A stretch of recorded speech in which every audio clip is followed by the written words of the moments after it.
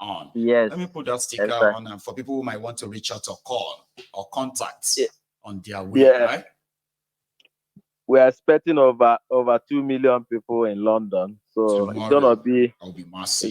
it's gonna be a full house. Just come out there and we are going to see me perform Parasite for the first time publicly. Great. You know, Mayegu is gonna be there live and direct. Yes, I'm coming. You know, so if you wanna see Mayegu in person, this great man we are watching on telly, come to London. Prince Jeje Come to London and see him live and direct. Okay, we are waiting for all of you. We are going to host all of you. Yes. Yeah. So Thank you, Prince. thank you so much. The thing I want to contribute today, quick one, is about this Baba Soyinka, the oppressor professor. Oh, you mean the confessor? Confessor. They call him Confessor Bajue. You know, people they have names now. He called obedient Bajue. And they turn around, they call him Confessor Bajue. Confessor. Hey, you know, one thing I observe, I want our people to note one thing about oppressor Soyinka. That's what I You call him oppressor, right? Okay. Yes, oppressor Soyinka. Yes, he's an oppressor. You know, so what they do, you see this Badorian generation of APC. What they do is that they constantly, when they see that there's nothing to keep people busy, they will just bring out one person to start saying something, just to stir the water. Let there be heat going on. You understand? So that if there's something that they are doing, which maybe they are cooking, another evil they want to do, just to divert people attention from it. Because if you see the time he came out, what he was saying has nothing to do with Obi or has nothing to do with. You understand? Obi is not the president. You should be talking about the state of the country, but you just switch to Obi. Like, come on, man. It's distraction. It's distraction. You get what I mean? Dude. They just want people to be busy talking something that is irrelevant. Why they are busy stealing? Why they are busy stealing? So to make you attention, not okay. For instance, let me expose this. What they did concerning the people going to pray at Mecca. They dish out. They stole 90 billion naira. That's about $26 million. That's what they stole. See what they have them in Mecca of Nigeria. I was asking people where they use 90 billion or send go Mecca or seafood where they serve them all. 90 billion. Either the money has not been released or some people don't chop them. I mean, which one we see that they serve akara and gari for Mecca or long? People that paid nearly 10 million naira to go. My guna thief and terrorists full as a rock. Hey. You understand? The money, the 90 billion, waiting the Alaba Jerry, they take 90 billion do. They stole that money, and to keep people distracted, not to talk about that one, because people were shouting, ole, ole, ole. They brought out oppressor Soyinka to start talking. You understand? These are the things that our people need to know. They don't want people to really come out and focus and fight for their rights. Anytime that the people are agitating, they see that people, they don't want criminal thing like this, their 15 trillion naira they stole. They said they are building Coastal Highway. Coastal Road. That's another 15 trillion. I don't know how many billions of dollars that money is. $12 billion. Billion, not million. $12 billion. Mayegu can turn at least the half of Nigeria into Dubai. It will turn Nigeria around 12 billion, right? If they just fix East-West Road alone, then if they say people go get to Calabar that they want to do Coastal Road like this, in 4 hours from Lagos, East-West Road. If they fix them alone, right? In 4 hours, you go to Calabar from Lagos. Okay? Also, if they just use 10 billion, no, if they just use 2 billion from that money, they can construct the fastest train from Cameroon to Lagos. Okay? And I'm talking about 1,000 kilometer railway with just $2.5 billion. They will construct it. They will buy a fastest coach on it.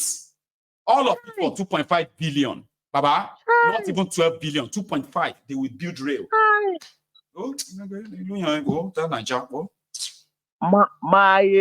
These people are the kind of thief these people are too cannot impossible, imagine. honestly. It's unfair. It's unfair. The kind of thief these people are, I can't just imagine.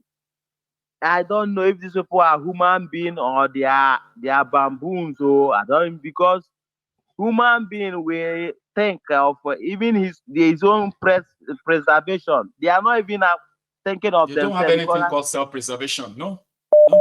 Hey. Oh, chopper now. Oh, paka now. It's our turn. It's our chance. My ego, do you know why these people are animals and baboons? Well, during the time of election, you see trailer of money that has rotten.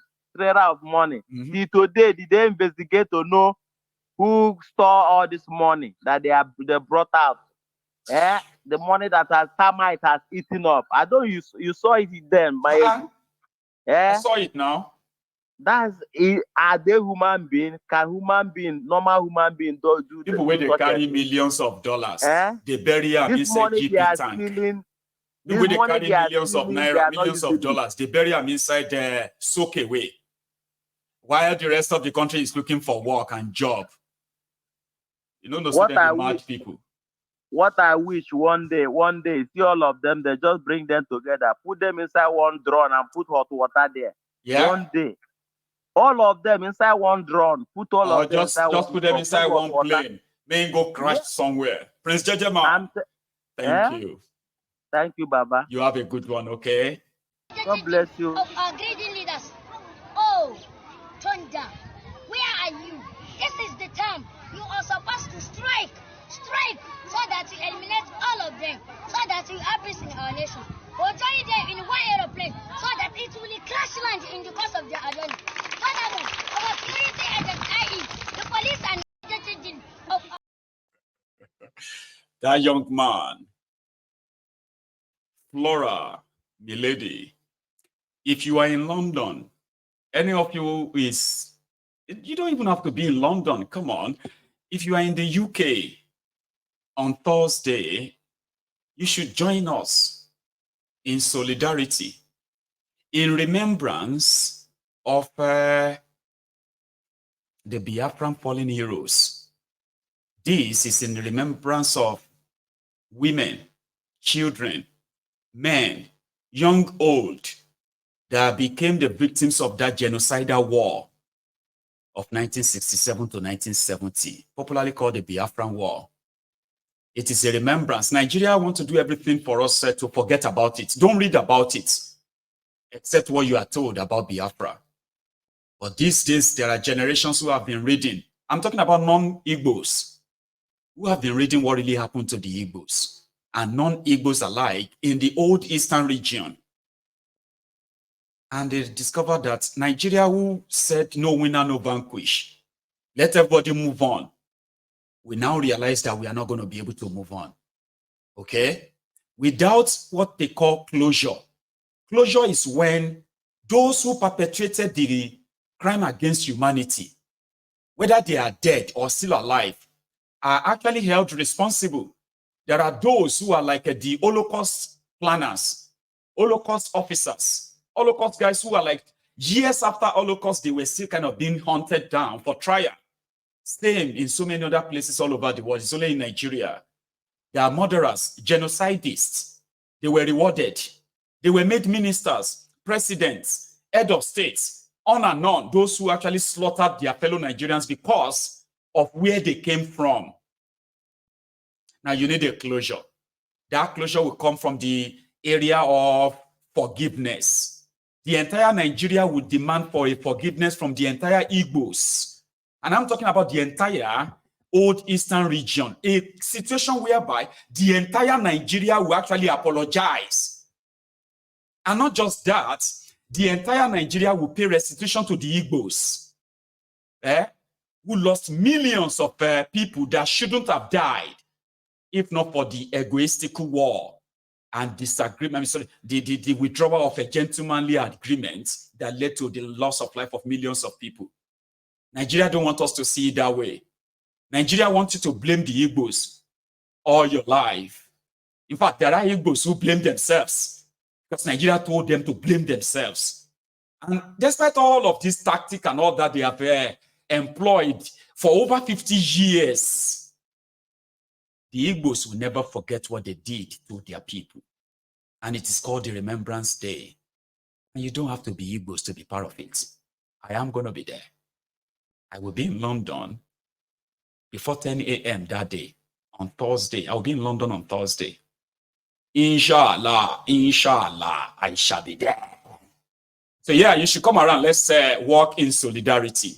Tell the world, right, that they will never rewrite the history until Nigeria and the rest of the world actually acknowledges what they did to the Biafrans. Those of you who have become the prisoners of history, those of you who have now become ethnic, tribal bigots, I promise you, you haven't seen war. The Biafrans have. And with the way Nigeria is going, there will be another one. But guess what? Nigeria will never survive another civil war. So this is why this generation who don't want to inherit the enemies of their own ancestors, I do not want to inherit other people's enemies. Okay? Those who committed this genocide, majority of them are gone. Others are still here. So the only thing we could do is to remind all of them that there is no amount of no winner, no vanquish that is going to sweep it under the carpet. And I think the rest of Nigeria will kind of take it even more serious when the rest of you, all of us who are non-Igbos, actually take this and participate every year to remember those Nigeria doesn't want us to remember. And if we can't move on, we can't. Because those who committed the genocide, then they were rewarded. So they went on to do it again and again. And look at Nigeria today, filled with bigots, ethnic bigots, religious fanatics. And it's more or less like a place where we can't even wait to kill ourselves. It's like, we can't wait. We are looking for the opportunity. If we catch you, we'll kill you. Nigeria needs restitution. I would love to see you in London on Thursday. I have a caller I've kept there forever. Are you still there? Yeah, Mayago. I can't wait for I can't wait for 2 hours. Amen. It's our program. This is CA from Atlanta. CA from Atlanta. That is our own CA from Atlanta. How are you today, yes, I'm good. It's exactly 5:23 p.m. in a lovely sunny day in Atlanta. Enjoy it. It's been raining for the last 2 days here in Glasgow. I'm not complaining, but just telling you. Yeah.